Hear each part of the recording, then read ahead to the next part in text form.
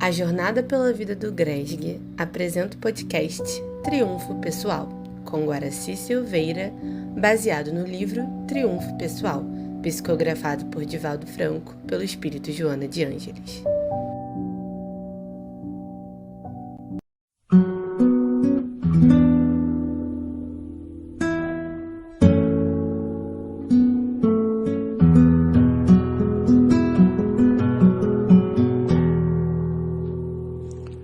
Prezados amigos e amigas que estão estudando conosco o livro Triunfo Pessoal da mentora Joana de Ângeles, eu sou Guaraci de Silveira, de Juiz de Fora.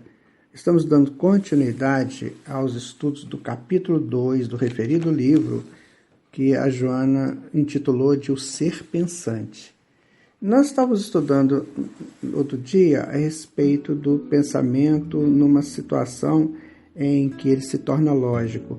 E tem um detalhe aqui que eu gostaria de voltar no parágrafo anterior para entendermos. Olha, através da evolução, fizeram com que brotasse dos refolhos mais íntimos e profundos do self os intrincados recursos que lhe permitem decodificar os símbolos e imagens que lhe assomam, comparando-os com o mundo exterior e que lhe proporcionando instrumentos próprios para equacionar os enigmas que se lhe apresentam.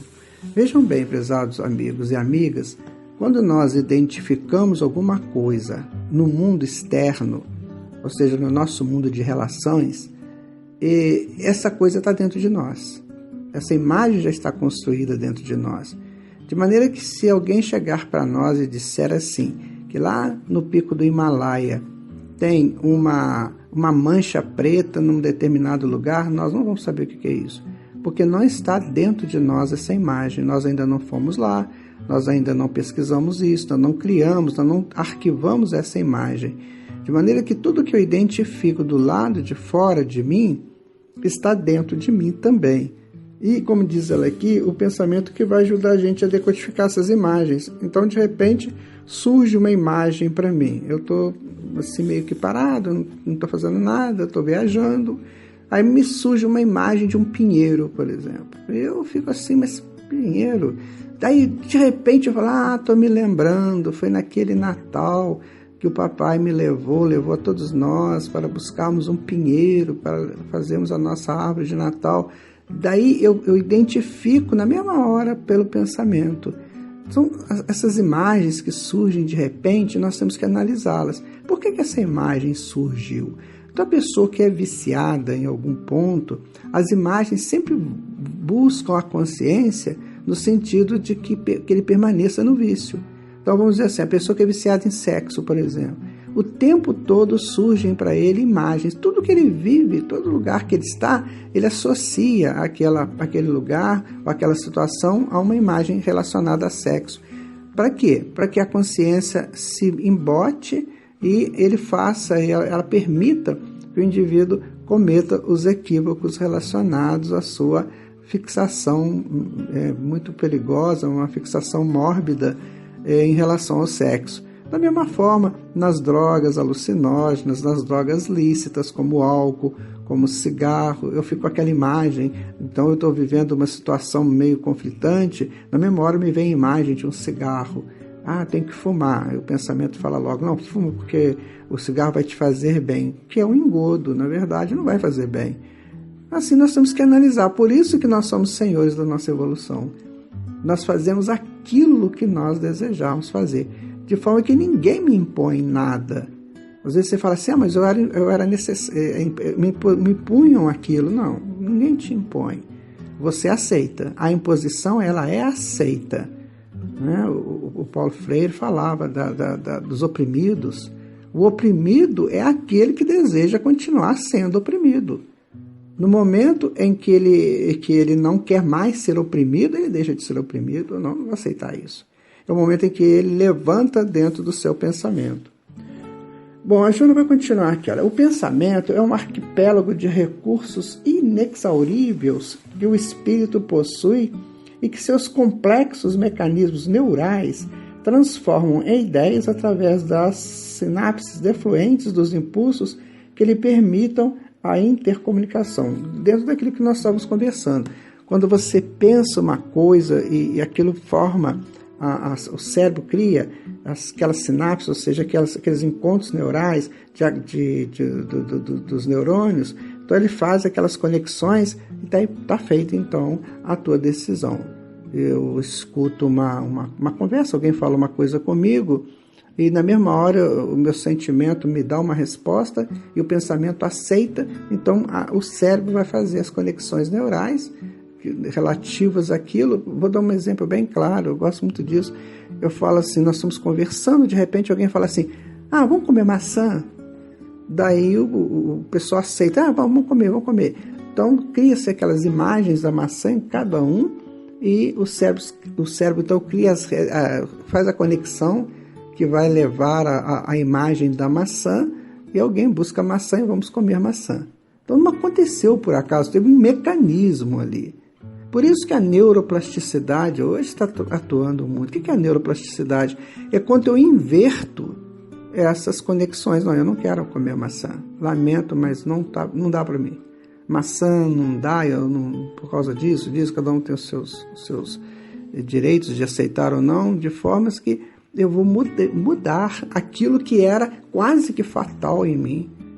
Daí eu vejo, por exemplo, uma mulher muito bonita, aí eu vento naquele negócio todo, eu falo, a neuroplasticidade diz para mim, não, amigo, você não tem que entrar nisso. Ou então a mulher vê um homem muito bonito, nossa, que coisa, a mesma coisa. Veja como é que nós somos senhores de nós, que não percebemos, e vamos aí levando uma vida sem uma frutificação mais adequada. É bom estudar isso, é bom entender que eu sou senhor da minha evolução. Coloquem sempre isso na cabeça de vocês. Você pode estar enfrentando uma situação muito difícil e ser senhor da situação. Não ser levado pela dificuldade aparente da situação, porque senão Deus não permitiria que ela chegasse até você. Imagina sempre, meus amigos, Deus gere tudo, Ele é o grande gestor da vida. E se Ele permite que um problema chegue até nós de uma intensidade tal, muito complexa, é porque Ele sabe que nós temos condições de resolver aquele problema. Nós estamos potencializados para resolver o problema.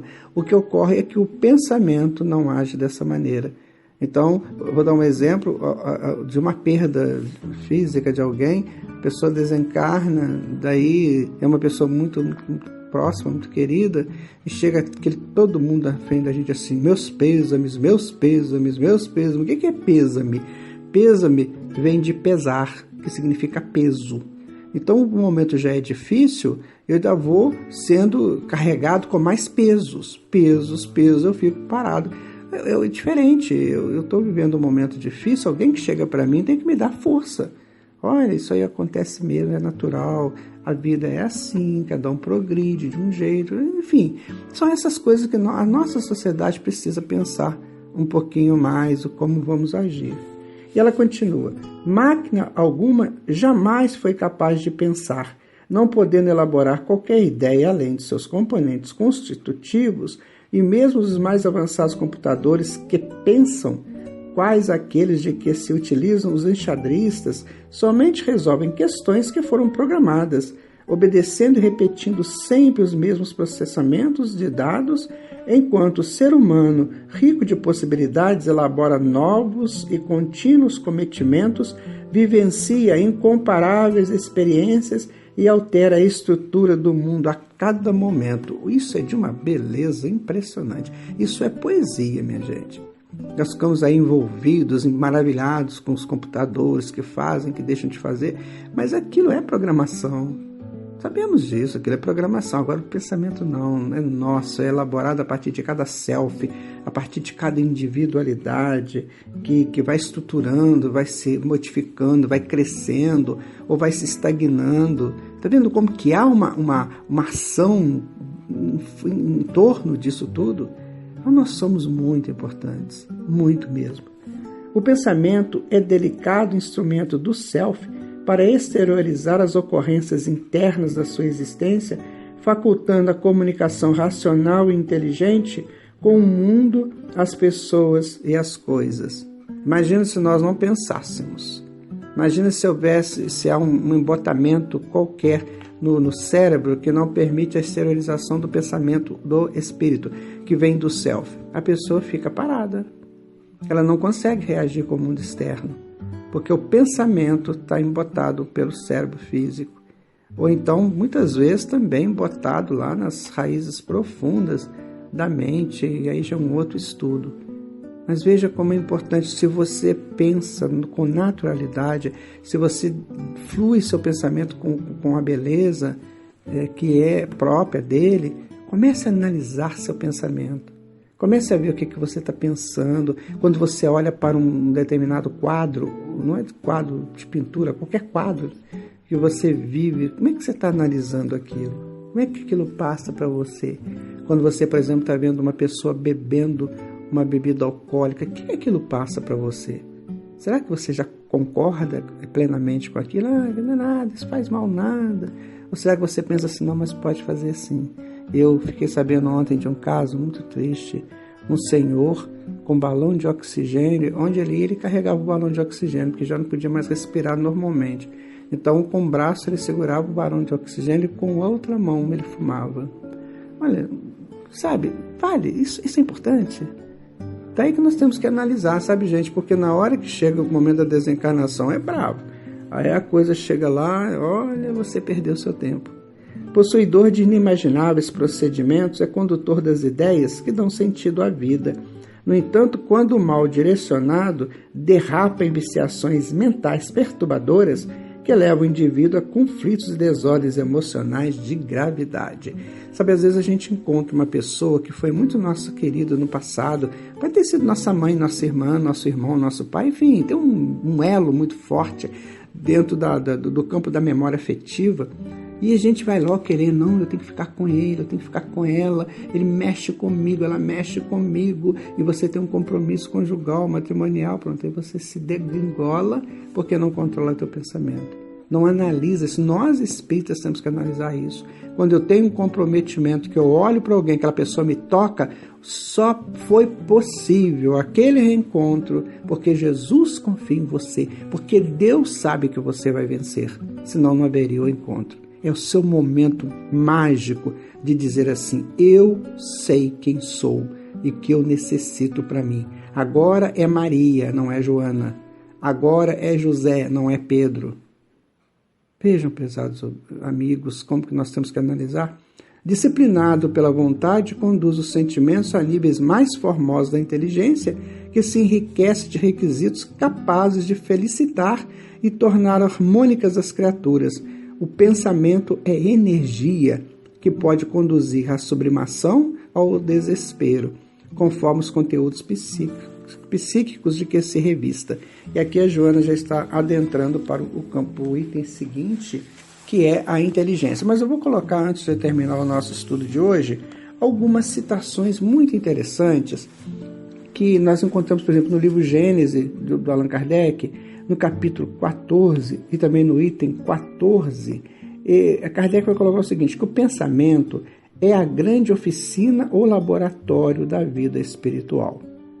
É a grande oficina ou laboratório. O Ernesto Bozano foi um professor de filosofia lá de Turim. Ele era professor de filosofia e também pesquisador espírita em Turim no século XIX. Olha o que ele vai dizer.